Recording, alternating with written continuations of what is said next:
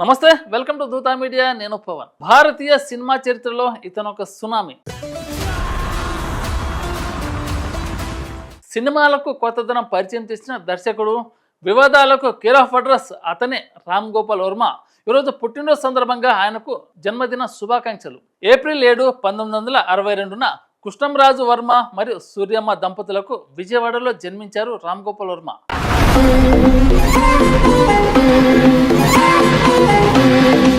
అయితే చిన్నతనం నుంచి ఆర్జీవి కొంత భిన్నంగా ఉండేవారని ఆయన తల్లి సూర్యమ్మ చెబుతుంటారు. చిన్నప్పటి నుంచి ఆయన వ్యవహార శైలి అర్థమయ్యేది కాదంట. కొన్నిసార్లు సబ్జెక్టులో ఎక్కువ మార్కులు వస్తే మళ్ళీ దాంట్లోనే తక్కువ మార్కులు తెచ్చుకునేవారట వర్మ. ఇదేంటని అడిగితే నాకు ఆన్సర్ తెలుసు కానీ రాయాలనిపించలేదని సమాధానం ఇచ్చేవారట.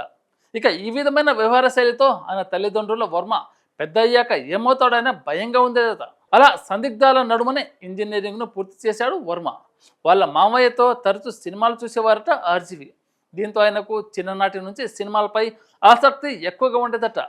ఎలాగైనా సినిమా ఇండస్ట్రీలో రాణించాలని గట్టిగా సంకల్పించుకున్నారట. ఇక ఒక చిన్న జాబ్ చేసిన ఆయన ఆ తర్వాత ఓ వీడియో క్యాసెట్ షాప్ను కూడా నడిపించాడు. అలా సినిమాల మీద ఉన్న ఇష్టంతో నాగార్జున హీరోగా నటించిన శివ సినిమాతో వర్మ దర్శకుడిగా సినిమాల్లోకి అడుగుపెట్టారు.